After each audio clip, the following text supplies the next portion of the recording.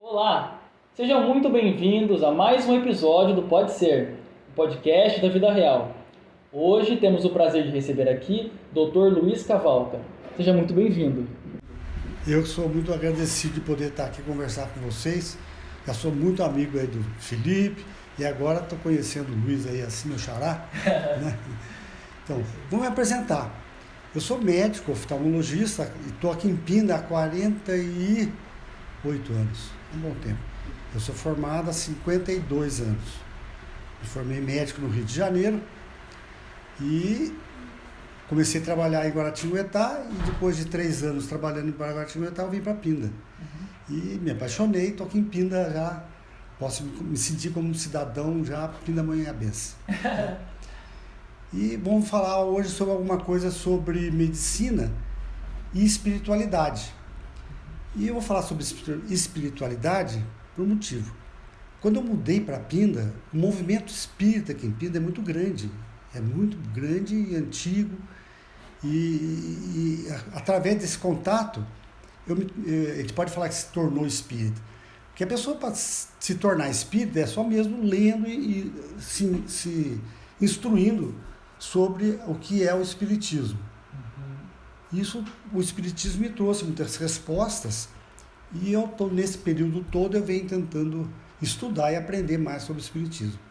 Não sou assim, um grande conhecedor, mas eu tenho uma bagagem espiritual pelo espiritismo que abriu para mim, descortinou muita coisa, não só da vida, como também da própria medicina.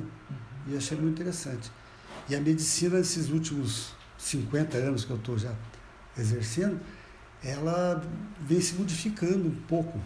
A gente faz o curso de medicina, os 6 anos de medicina, e depois a gente faz a residência, a especialização em oftalmologia. Eu me formei no Rio de Janeiro e fiz minha especialização de oftalmologia no Instituto Penido Burnier, em Campinas, que era uma escola, ainda é um lugar muito conhecido, mas na época era dos poucos lugares que tinha o curso de oftalmologia. Né? Eu decidi pela oftalmologia, já no meu 5º, 6º ano de medicina, eu gostei muito da especialidade e nossa, eu não me vejo de outra maneira. Né? E por que o senhor preferiu entrar na oftalmologia? Então, é uma especialidade bem objetiva, em que você vê os detalhes, você consegue ter resultados que consegue satisfazer bem, né? Porque, por exemplo, é diferente, por exemplo, você fazer uma oncologia, que já é uma outra especialidade, tratar de câncer, não está na minha área. Então, eu no fazer um exame oftalmológico, pode ser um recém-nascido, pode ser uma criança que está com 1, 2 anos de idade, você consegue examinar e chegar a uma conclusão. Né? É evidente que é um mundo também a oftalmologia. Né? Um congresso de oftalmologia preenche uma semana de aula de manhã à noite e dá para ter assunto para poder estudar durante uma semana inteira. Né? E eu gostei da oftalmologia. E misturando a oftalmologia com espiritualidade, você acha que a maioria das doenças, elas têm influência espiritual ou psicológica, vamos dizer assim? Então, primeiro saber o que é o nosso corpo, né? Porque geralmente a gente fala medicina, a gente imagina que você vai tratar as afecções do corpo físico. Mas no nosso corpo físico, o que é o primeiro que, né, o corpo, agora você pode imaginar, nós somos o corpo matéria, mas como é que é formado o corpo, né? Como é que pode uma união de 2 células do pai e da mãe, aquela célula, desenvolver um corpo físico, né? O que é a vida? É uma coisa difícil de definir, ninguém consegue definir através do paradigma materialista, não tem uma definição de vida. Tem os compostos orgânicos, os inorgânicos, mas por que determinados corpos orgânicos têm vida? Como é que é essa vida? Entendeu? Então, Hoje, já a ciência, sem ser a ciência espírita, que foi começada lá por Kardec, em 1850 e pouco, naquela época já existia também na França, psicologia espiritualista, que já estudava uma coisa chamada alma, entendeu? A alma, que são os princípios da alma, né? As faculdades da alma, que é razão, vontade, livre-arbítrio, imaginação, senso moral, são coisas que não estão na matéria. E naquela época de 1850, alguns cientistas da França, que estavam professores, filósofos, eles fazem uma conclusão da existência da alma, né? Porque seria poder pensar com o materialismo, em que a nossa, tudo isso que eu falei, razão, vontade, livre-arbítrio, imaginação, senso moral, como se fosse uma secreção do cérebro, entendeu? Uma coisa só da matéria. Mas não é, e também não é, você podia pensar já na época, já se falava em reflexos condicionados. Então, sempre fazendo a comparação com os animais.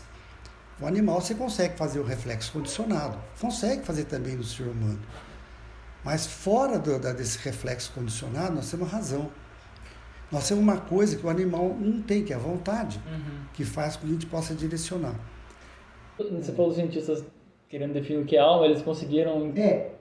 Então, primeiro falar os atributos da alma, né? Então, era um experimento que foi feito lá na França, em que esse filósofo, eu esqueci o nome dele, sou ruim para lembrar o nome, mas ele fez uma experiência falando o seguinte: você consegue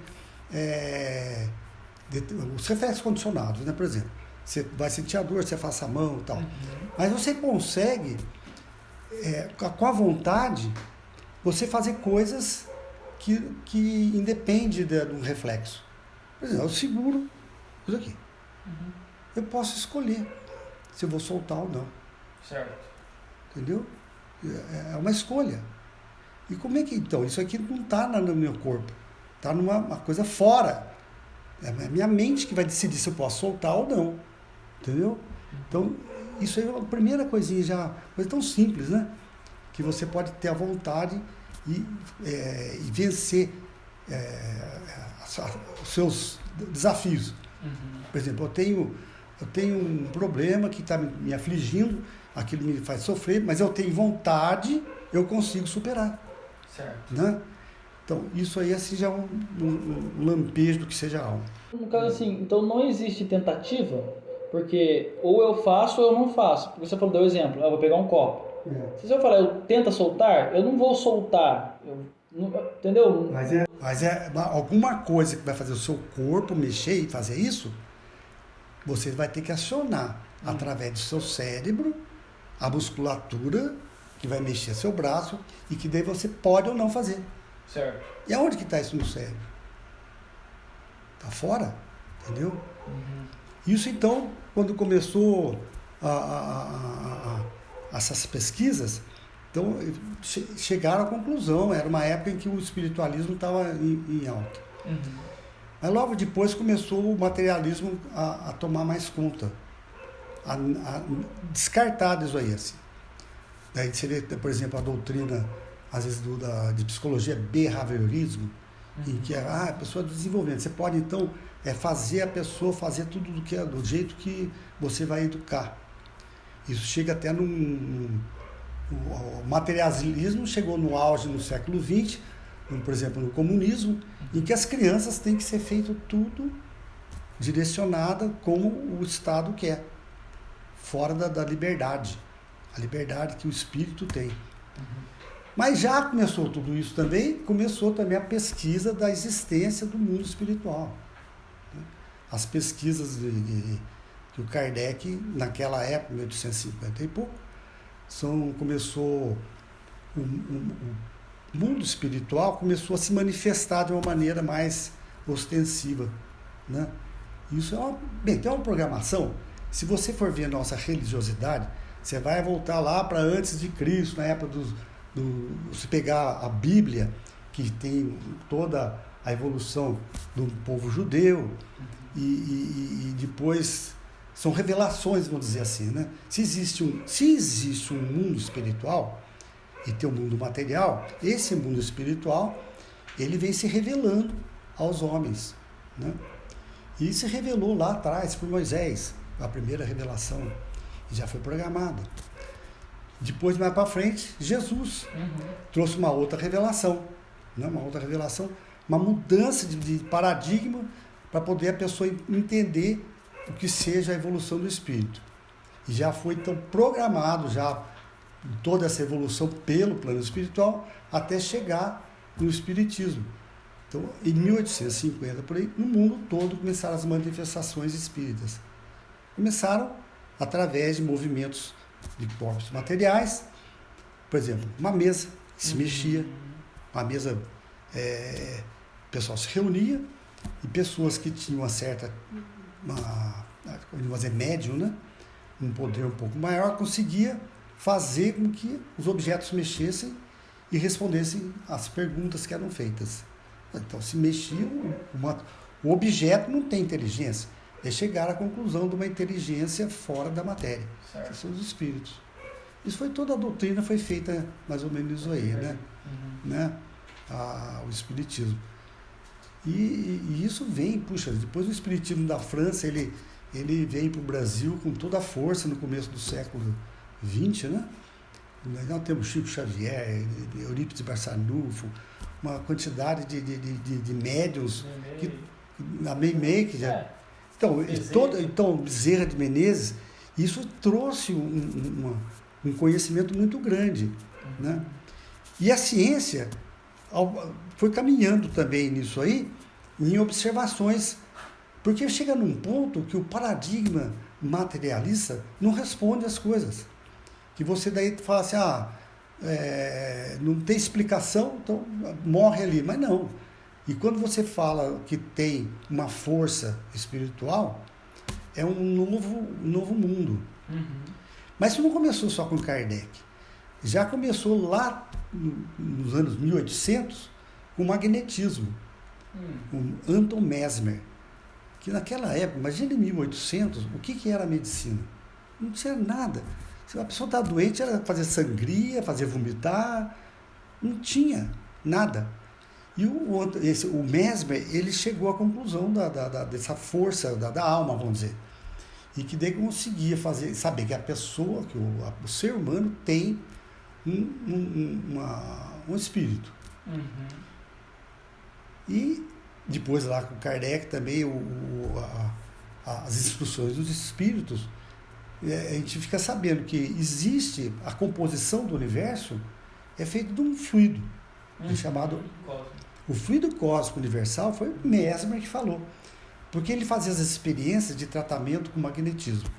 Então, ele fazia com que ele sugestionasse uma pessoa e essa pessoa fazia cura por si mesmo. Assim, magnetismo, como assim? Como é que é? O que é? É o pensamento. Então, o pensamento é uma força eletromagnética. Hoje já se sabe isso. Mas se falar isso no começo do século XX, o pessoal fala, não, isso não existe. Porque a onda eletromagnética começou com os cientistas do começo do século XX, né? Começou com o campo eletromagnético, né? O que é efeito fotoelétrico, coisa que a gente faz aqui automaticamente. Mas como é que ondas eletromagnéticas, televisão, rádio, né? Então, a gente está tão acostumado a ver isso que a gente acha natural. Mas imagine em 1800 e tanto você falar em onda elétrica, em poder da mente, entendeu? Então ele conseguia fazer a comprovação de que existe um poder dentro da pessoa e que a outra pessoa também capta, que é a mente. Então o pensamento ele transmite uma onda eletromagnética? O pensamento, a onda eletromagnética, de acordo lá com os cientistas, porque, por exemplo, a luz, ela pode ser uma onda eletromagnética ou partícula, que deu o prêmio Nobel lá para, não sei se foi Einstein, do fóton.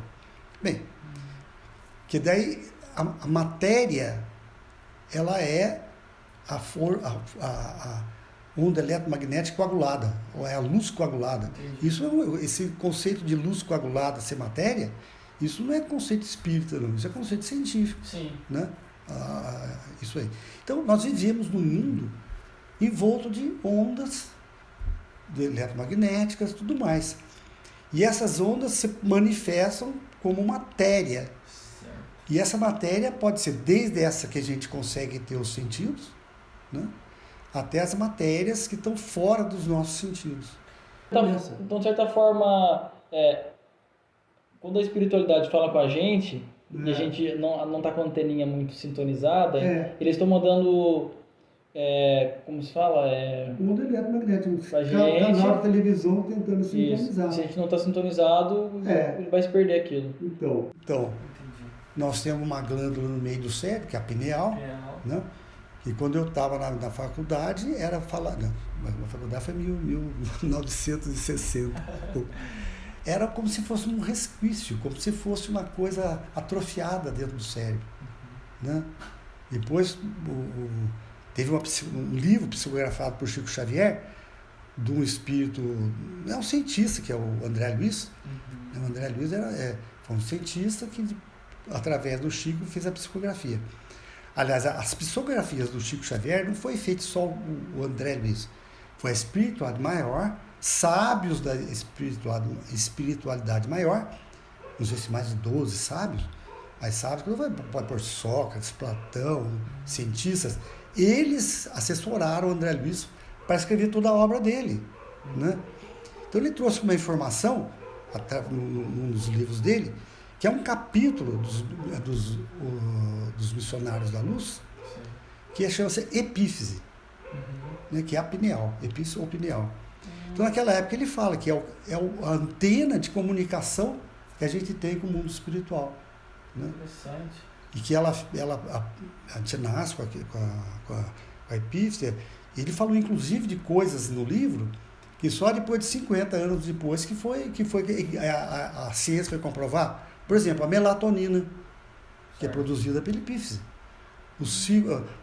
As conexões que tem da retina com a epífise, que faz com que a gente tenha a noção do dia e da noite, para poder, ao círculo que a gente tem circadiano.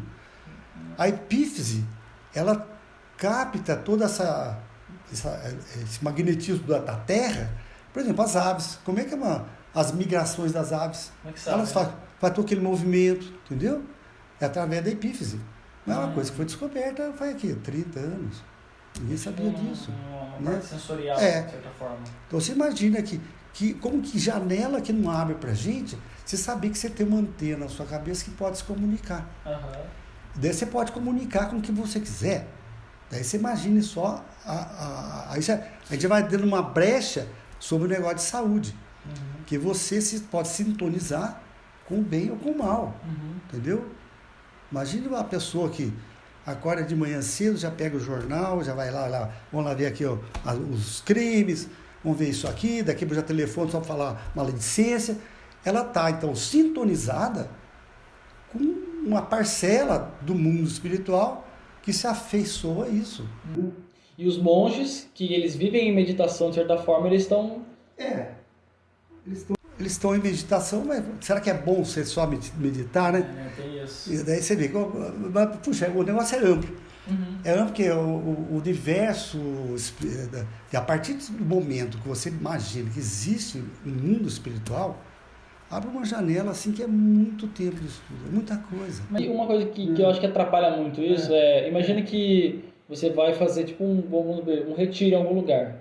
E aí você tem um retiro espiritual, então você tem um processo e tal, então você está mais sensível ali. Aí quando você sai e volta para o mundo materialista que a gente é difícil você manter aquela mesma vibração, né? Então atrapalha muito. Então, para que serve então a meditação? Para que é isso? Para a gente, nossa evolução espiritual. Certo. Né? Daí teve Moisés, depois chegou Jesus.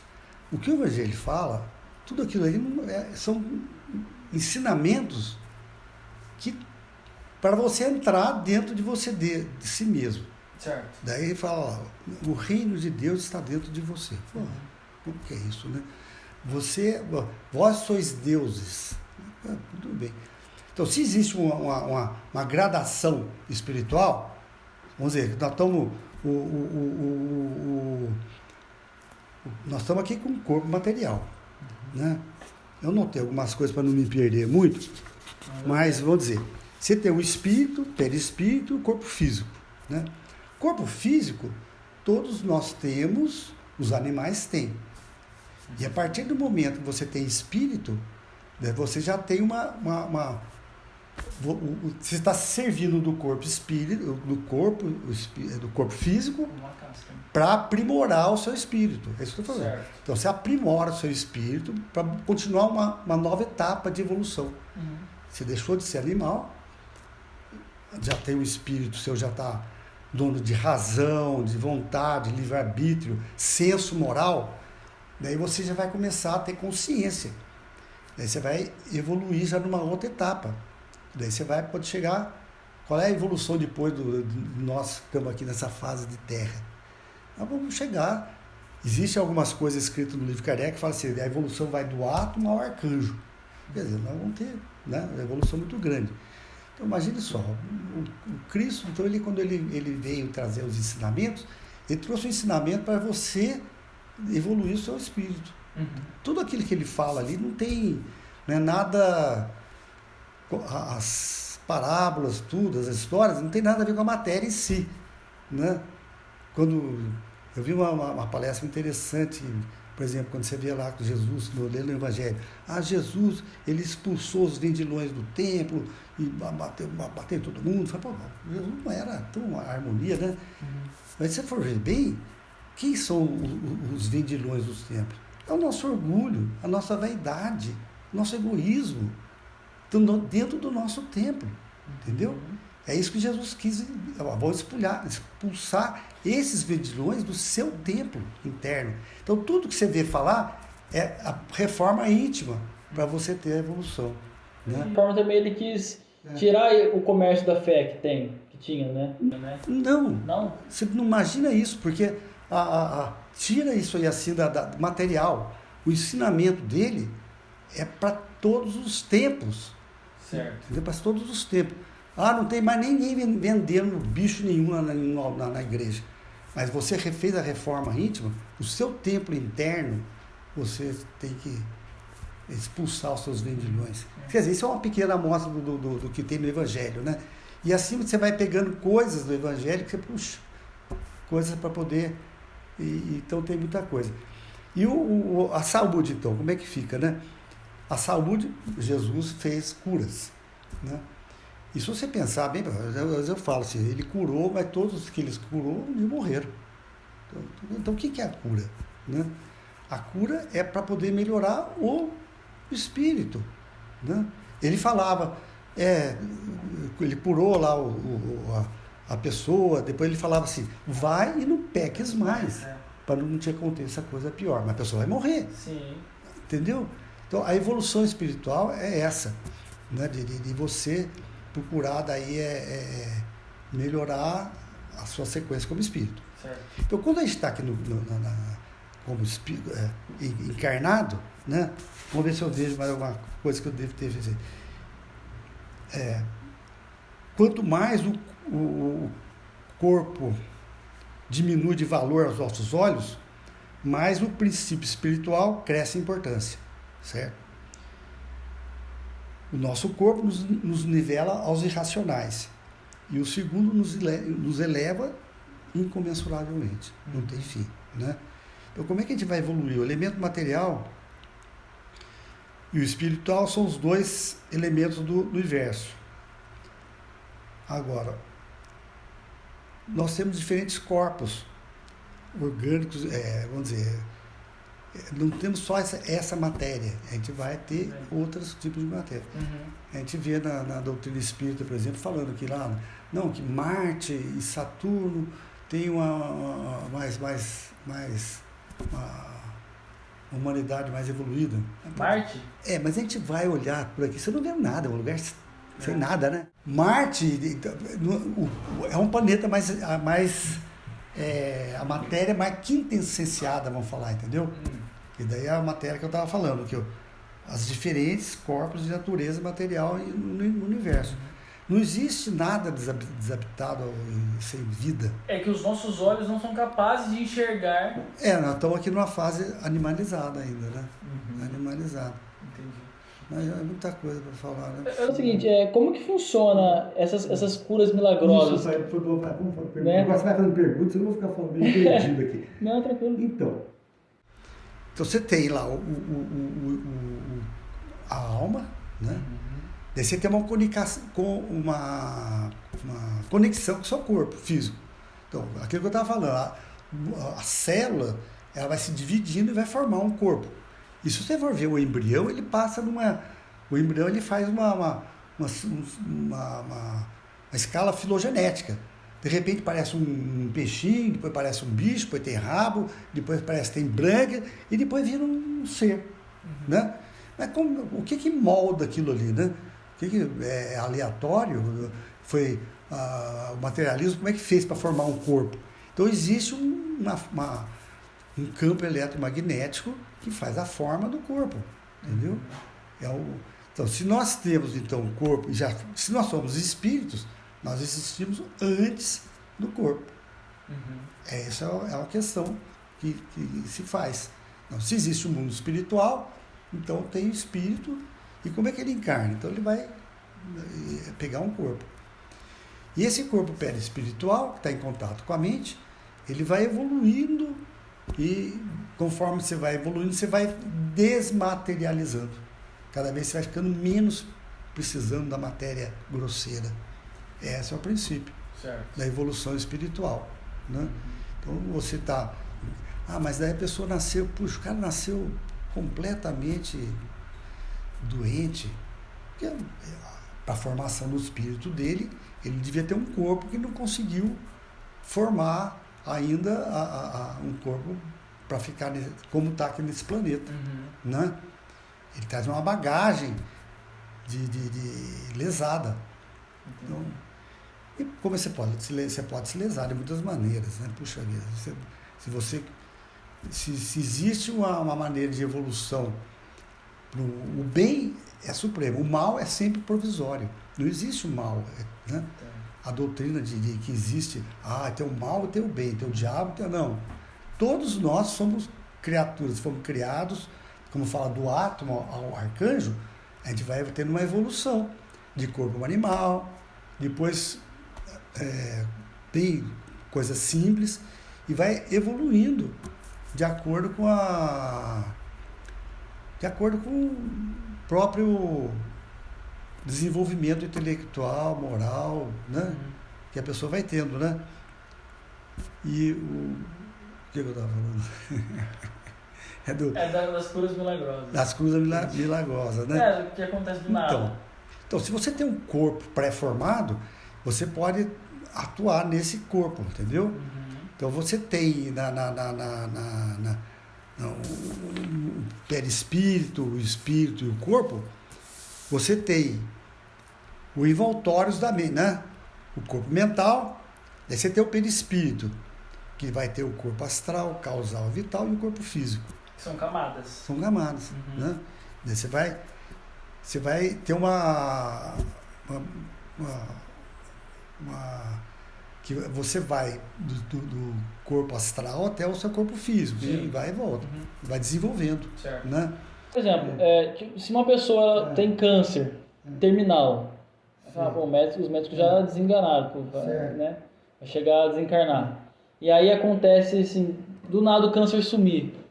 Os médicos eles não sabem explicar, eles dizem que é alguma coisa incomum. Então, vamos dizer, o milagre não existe, tem que ter uma explicação, né? Então, o corpo perispiritual pode se refazer, né? Pode se refazer com o corpo perispiritual. Mas de que maneira? Sendo que se já estava num processo ali que já ia acabar, como ele se refaz? Talvez é uma coisa da mente que... você tem a célula, tem uma comunicação, as células do corpo tem as proteínas de interação de membrana, né, que captam essas ondas eletromagnéticas do espírito, entendeu? E essas ondas eletromagnéticas do espírito conseguem fazer cura. Você consegue. Né? Então, quando o milagre não existe. O que Jesus falava quando ele fazia uma cura, ele falava, vai, a sua fé te curou. Certo. Ele não fala, eu te curei. Né? Vai, a sua fé te curou. Porque se consegue, através, então, de modificar as suas ondas eletromagnéticas. Então, no último minutinho ali, a pessoa meio que mudou o pensamento dela, mudou a vibração dela e aquilo... Mas então, a pessoa que, por exemplo, puxa vida, ela lesou o perispírito dela. Suicidou, qualquer coisa desse tipo.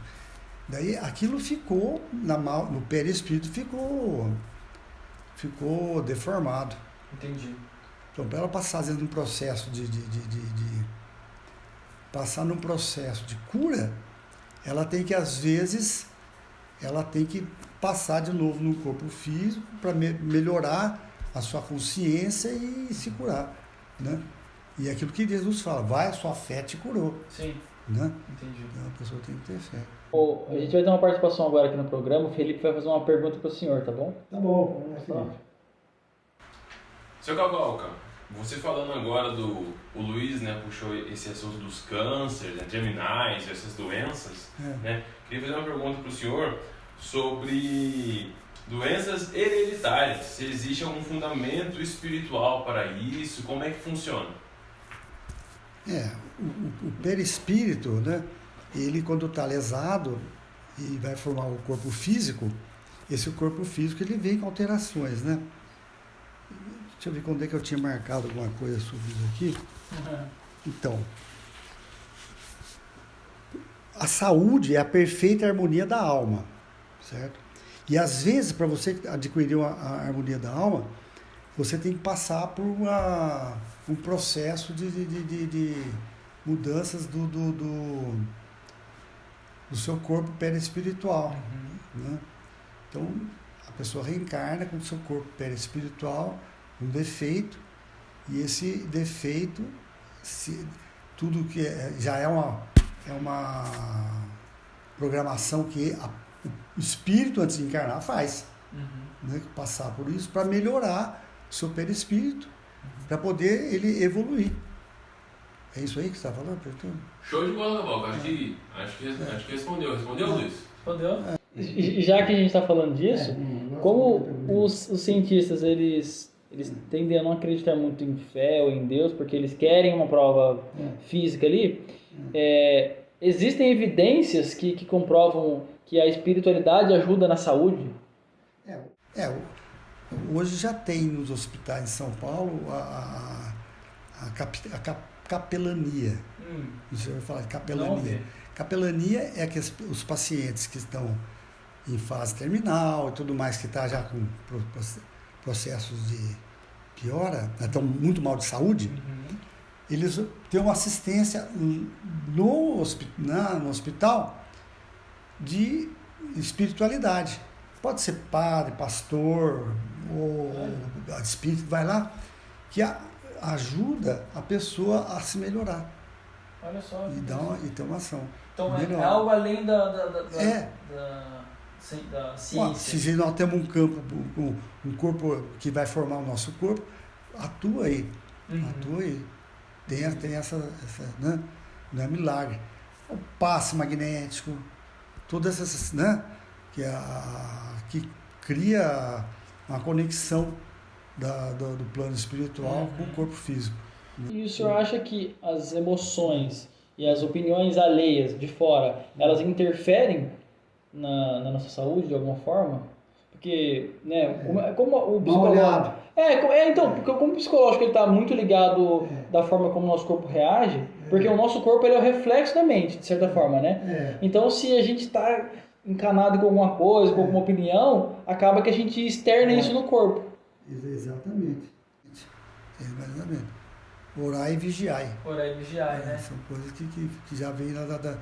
Se você pegar o Evangelho, é uma fonte de saúde que não tem tamanho. Não são coisas faladas assim, sem nexo, né? Não é só para poder fazer as pessoas obedecerem. Não, tem um fundamento... É um livro de códigos, né? Né? E quanto mais você lê, mais coisas você descobre. O Cristo, quando curava, ele não falava assim, ó, vai tudo bem. Ele falava, vai e não peques mais. Não peques mais. Por quê? Puxa, daí você cria uma distonia espiritual que vai te fazer mal fisicamente. Por exemplo, imagine que eu estou passando por uma situação na minha vida de doença, uma doença muito grave. Ou dificuldade, por exemplo. Quando as pessoas dizem que isso é uma lição que eu tenho que passar, eu tenho que passar para poder aprender alguma coisa com isso. Como que a medicina vê isso? A medicina, ela nessa parte não tem, né? Porque a medicina já existe. Então, por exemplo, o uso do passe, né, para poder ajudar a melhorar, isso existe. Mas a medicina materialista não tem uma resposta para isso. Nem a medicina espiritual? A medicina espiritual é toda, né? Então, essas lições que a gente passa com as dificuldades, ela é válida ou não tem fundamento? Se a gente tem uma alma, a gente já estava numa sequência, às vezes o espírito escolhe uma prova para poder ela refazer o perispírito. Entendeu? Isso é uma coisa até bem lógica, né? Se existe o perispírito lesado, a pessoa, para poder curar, às vezes, aquele perispírito, se a pessoa se matou com um tiro no peito, ela vai nascer, às vezes, com uma válvulopatia cardíaca, entendeu? São coisas de vidas passadas que ela trouxe para... coisas de vida passada. Né? Porque a nossa existência aqui é muito curta, é muito pouca coisa, né? Então faz tudo parte do plano reencarnatório, né? A reencarnação é uma realidade, né? A gente teve uma gravação com o seu Carlos Mesquita aqui, e aí ele contou um exemplo de reencarnação. Ele falou que o cara estava planejando lá com os espíritos o plano reencarnatório dele, e ele falou assim, não, eu quero vir sem os braços, sem as pernas, porque eu quero reparar o que eu fiz na vida passada. E eles falaram, não, você não vai vir dessa forma porque você não vai conseguir suportar essa prova. E aí ele veio normal, com todos os braços, as pernas, e aí parece que ele teve um acidente, que ele perdeu tipo um dedo, e por ele perder um dedo, ele começou a reclamar de tudo, a vida inteira, tudo uma desgraça. Ou seja, se um dedo ele já ficou assim, imagina se ele viesse sem tudo. Eu achei uma analogia muito interessante. Né? Deus nunca dá um fardo maior que a gente não possa carregar, né? Então é uma coisa muito interessante. E eu recebi uma ligação aqui, temos mais uma participação aqui nos bastidores aqui. Manda ver. Doutor Luiz, então, falando desse assunto sobre vidas passadas, que a gente carrega, a gente tem uma bagagem, tanto uma bagagem positiva quanto uma bagagem negativa de outras vidas, né? Porque a gente reencarna e desencarna várias e várias vezes. O senhor poderia explicar se a espiritualidade ajuda pacientes ou familiares a compreender um pouco mais desse fim da vida? Certeza. Nossa, é um consolo muito grande, né? Porque você vê que não tem, a vida não tem fim, né? A vida qual é onde termina a nossa vida, né? Não tem, a passagem é muito pouca, né? É muito consolador. A doutrina espírita é muito consoladora, não tem nem dúvida, né? Se não fosse isso, era difícil, né, de suportar as provas, né? Até porque quando a gente morre, o corpo morre. O espírito, ele é eterno, de certa forma, né? Tanto que tem uma mensagem que começa assim, eles vivem. Então, nunca morre. É sempre um processo, que vai se passando. E, por exemplo, como a gente falou de morte, existem alguns casos de experiências de quase morte, né? EQM. Como que funciona isso? Tem um livrinho que é da Raymond Moody. Eu não era espírito, foi uma das primeiras coisas que eu li foi do Raymond Moody. Certo. E é experiência pós-morte. E ele coletou várias dessas experiências e publicou, sabe, um livro interessante. Foi quando eu não era espírita. Certo. Aí eu fui começar a ler sobre espiritismo através disso aí, sabe? E interessante essas experiências de quase morte, né? E é muito interessante, porque aí você começa a ver o mundo espiritual. É um novo, para a visão materialista, o mundo espiritual é como se abrisse um universo, não tem nem tamanho. Né? São muitas as casas, muitas moradas na casa do Pai, né? Porque a vida não tem... Mas no caso o cara, de fato, ele morria, ele via o outro lado e voltava e contava a experiência. Tem isso, exatamente. É isso? Tem experiência de quase morte, né? A pessoa vê pessoas, né? Vê um plano espiritual. Mas como que os médicos não sabem se é uma alucinação? Nesse caso. É uma hipótese, né? Mas às vezes você vai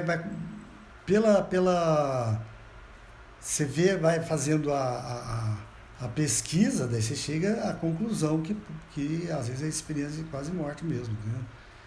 De ver coisas que não é alucinação, você teria seria um produto da mente, né? Não é só existe a alucinação também, mas a experiência de quase morte também tem. Certo. Né? Eu gostaria de fazer uma pergunta agora no ramo da medicina oftalmológica, que é assim, a gente nasce, normalmente tem gente que não nasce precisando usar óculos, nasce com uma visão boa. Eu nasci com uma visão boa e conforme o tempo foi passando, eu me vi obrigado a usar óculos. E aí, quanto mais eu uso, mais eu vejo a necessidade de aumentar o grau. Eu estou usando óculos agora, só que eu sinto que eu não estou enxergando muito bem. Esse processo de desgastação do pupilo, né? Como é que... Não, porque o aparelho ocular, né? Ele tem um mecanismo de foco, é uma máquina fotográfica. Sim. Então, se você tem um comprimento globo ocular maior ou menor, você vai ter, às vezes, então, desfocalização. Certo.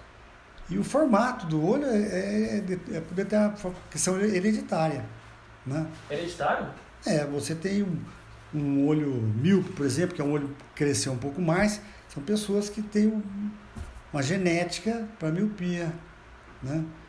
Fora as doenças da retina, que são determinadas às vezes por cromossoma, entendeu? Então a retinose pigmentar, que é uma cegueira que aparece com a idade, é uma alteração relacionada ao cromossoma X. X, acho que é. Será que eu falei errado? Do homem ou da mulher? O X é o da mulher. Quer dizer, você tem que ter a mulher, o homem tem um X e um Y. Isso. Se ele já tiver um cromossoma X doente, ele já pode ter uma doença, né? Mas se eu nasço com uma visão boa, exemplo, o fato de usar muito celular, ver muita tela, muito computador, isso não desgasta? Que desgasta, mas acho que o uso muito precoce de celular poderia fazer com que o olho se alongasse um pouco mais e ficasse míope. É uma teoria. Mas que de fato ele teria uma coisa mais velha, isso é... É o tamanho do olho que vai ser o determinante disso aí, né? A miopia é o olho que cresceu um pouco mais. Ah, é? E o astigmatismo? Daí são alterações no formato da córnea. A córnea é o vidro de relógio do olho. Certo. É o galalite, vamos dizer, né? Quando ele é redondinho, não tem astigmatismo. Mas você imagina que você pegar um galalite, dar uma apertada nele, ele fica uma curva vertical bem diferente da horizontal. É o astigmatismo.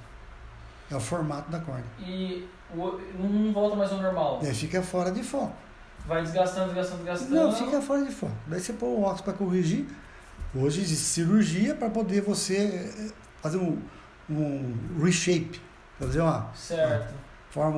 refaz o formato da córnea. Né? Da córnea, só a córnea que dá para mexer. Que é dentro aqui da pupila? É o vidro de relógio do olho. O galalite, sabe o galalite do relógio? Sei. Essa capinha transparente. Entendi. É chamada córnea. E o senhor acha que tem que ter um tratamento preventivo, não preventivo, mas para todo mundo? Você tem uma genética para ter um astigmatismo, você vai ter astigmatismo. Vai ter, né? Não tem jeito. Higiene visual por exemplo, eu vou olhar para o sol. Não pode fazer um negócio desse, né? Porque você vai Você pega uma lente de aumento, você põe assim a lente normalmente numa luz, você vê que forma um ponto ali que você até queima um papel. Se você olhar, você vai fazer uma maculopatia por olhar na maculopatia. Mácula é a parte central da retina. Sim. Né? Então não pode. E você sabe que quando eu era novo, cara, sabe quando você acorda e você sai assim pra fora e você não consegue olhar pro céu? Sei. Como é que chama isso? É fotofobia. Fotofobia. Dá tipo uma sensibilidade, né? Aí, eu não sei por que eu pensava isso, mas eu achava, não, eu tenho que treinar o meu olho pra ele conseguir olhar pro céu. E aí eu abri o olho assim, cara, e ficava olhando pro sol um tempão assim, cara. E aí, até o ponto eu conseguia enxergar a bolinha certinha, tipo, ela mexendo. Aí eu tirava. E aí eu já fazia isso algumas vezes. Rapaz, depois que eu comecei a ter problema de visão, que eu às vezes eu tô olhando e começo a enxergar uns borrãozinhos, eu falei assim, que merda eu fiz na minha vida, cara. E muita gente já perdeu a visão central por causa disso. Por conta disso. A maculopatia solar. Porque o cristalino é uma lente dentro do olho. Sim. E o cristalino tem em torno do que? De 15, 20 graus. É uma lente grossa. Certo. Daí quando você olha para o sol, você vai fazer um foco bem na mácula. Sim. E aquilo você faz uma queimadura. Uma lesão na mácula. Tanto que quando é uma fotocoagulação. Você ouviu falar em fotocoagulação? Não ouvi falar. Então, existe um aparelho de fotocoagulador. Por exemplo, a pessoa tem lá um buraquinho na retina, que aquilo pode dar um descolamento, então vamos fotocoagular. Se dá um tiro de laser ali, forma uma cicatriz. Certo. E aquela cicatriz gruda a retina. Agora, você imagina você fazer um laser no meio da retina. Você lesa a visão central. Nossa, você perde a visão central. Então eu já peguei pessoas com maculopatia solar por causa de ficar olhando para o sol. Perdeu a visão central. Mas que doideira, né? Eu não sei por que É criança, fala, vamos ver quem consegue mais tempo ficar olhando para o sol. É tipo um negócio desse, mas eu fazia comigo mesmo, não tinha ninguém para competir. Ou se não, vamos ver o eclipse solar. Aí você fica olhando lá no eclipse lá. Você tem que pôr um filtro. Sim, tanto que quando a pessoa usa telescópio, tem vários filtros que eles usam, porque eles vão olhar. Você olha direto. Queima, Sr. Cavaldo, tem uma pergunta falando sobre esse tema aí, né, da material, assim, da oftalmologia. Sobre cirurgia de catarata. Né? Antigamente, até onde eu sei, era uma cirurgia complicada, né? Agora, hoje em dia, é uma cirurgia super boa, não é? O que o senhor tem a dizer sobre essa cirurgia? Então, a cirurgia de catarata, a super boba é assim. Eu tinha um professor de oftalmologia da USP. Esqueci o nome dele, daqui a pouco eu lembro o nome dele. E ele falava, alguém perguntava para ele assim, é a mesma coisa que a cirurgia de catarata, é a mesma coisa você aterrissar um Boeing. É simples. Mas você tem que ter todo o negócio para fazer aquilo com segurança. Entendeu? Então, a cirurgia da catarata, você está falando da cirurgia de catarata. A cirurgia de catarata é feita de uma maneira tal, um ambiente cirúrgico, com toda a asepsia possível. Entendeu? Você fala que é um mutirão de catarata. Parou esse negócio, porque começou muita gente a ter infecção. Então tem que ter tudo certinho para poder fazer, né? E a catarata é a opacificação do cristalino. É isso que você está perguntando? A catarata. É a opacificação do cristalino. Pode ser com a idade, que é o comum.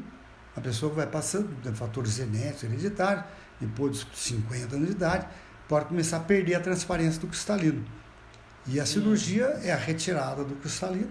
Hoje em dia você coloca um cristalino artificial no lugar dele. Né? É que você forma uma... É uma lente. Uma paredinha ali, né? Não, é uma lente. Se você for ver o olho, um corte do olho, tem uma lente lá dentro. Sério? Então o cristalino é uma lente. Olha só. E aquela lente é retirada e colocada outra no lugar. Sr. Cavalca, a gente pode dizer que esses problemas que o Luiz tem aí vastos é falta de perdão vindo da medicina espiritual, hein? Se ele perdoasse um pouquinho mais, se fosse menos rancoroso, fizesse mais o bem, ele teria menos problemas? Podemos dizer que sim? O que o senhor acha? Lógico, a nossa mente, né, você é o que você pensa, né? Então, tem que limpar o pensamento, né? Pensar essa coisa boa. Tá muito ruim, então, que meu olho não tá... É completamente isso, né? Mas brincadeira à parte, Cavalca, a pergunta é a seguinte: existe alguma relação Não, mentira. Que influência o perdão traz na saúde ou na cura? Perdão? Isso. A gratidão. Nossa, isso aí assim você mexe coisas da parte cerebral, né? De mecanismo. Nós temos um sistema que chama sistema limbar. É o que controla as nossas afeições, né? E o sistema limbar ele tem que estar em equilíbrio para você poder ter uma saúde, né? Então o perdão faz parte disso aí, né? A pessoa que fica rancorosa, guardando rancor, ela faz mal pro fígado, né? Faz mal para a saúde. Eu tenho mais uma dúvida. Sr. Cavallo, o senhor poderia citar alguns nomes de alguns livros que abordam esse tema que falamos hoje? Sobre... Aqui que eu estava... Deixa eu ver o que eu marquei aqui, né? Quando perdi espírito, ser humano, envoltório, sutil da mente, né? Os livros você está falando? Olha, você tem um rapaz que é um médico lá de Mato Grosso, o Décio Iandoli Júnior. Ele tem um livro interessante, assim, Da Alma ao Corpo Físico, sabe? E eu acho um livro muito interessante, porque ele faz uma abordagem acadêmica de como, falando isso, da alma ao corpo físico mesmo, sabe? Eu acho muito interessante esse livro. Certo. Vai ter bastante coisa ali para... Cérebro triuno também, Cavallo? O cérebro triuno, o Décio escreve junto com o Sérgio Lopes e a Eugênia Prada, né? Que é sobre?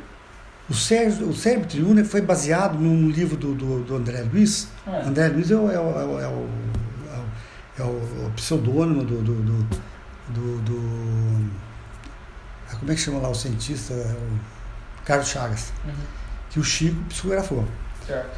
Né? E o André Luiz ele escreve sobre essa ação do espírito no corpo. É muito interessante, né? Da alma ao corpo físico é do Décio. Mostra essa conexão, essa interação entre... Mas os livros todos do André Luiz, né? Missionário da Luz, Mensageiros, certo, que ele mostra como é que funciona o plano espiritual com o corpo físico. Certo. Esse perguntou? É dos livros. E aí, quer fazer mais alguma pergunta? Fechou? Então, né, vamos pra gente finalizar aqui. Então, você fez as perguntas aí? Já fiz. Então, pra gente finalizar, o senhor gostaria de dizer alguma coisa, fazer uns créditos finais, quer dar uma dica, um conselho, uma história? Contar uma história, uma historinha. Então, a nossa evolução espiritual, né, é uma coisa passageira aqui na Terra, né? Então, essa visão espírita do que tem de ter uma bagagem, né, e está evoluindo, eu acho que é muito interessante, né, porque é uma coisa que nós estamos sempre evoluindo. Então, do ato ao arcanjo, né? Então, a evolução é grande, né? Do mineral até o arcanjo. A forma não material, né? Vamos dizer, o espírito, né, de certa forma. Até não precisa encarnar mais, né? Tanto que a gente não vê nada em nenhum planeta aí, né? A gente pode, né? Antes de ser espírita, eu imaginava como é que é o universo, é um vácuo. Não tem nada. Não tem literalmente nada. É tudo habitado, tudo, né?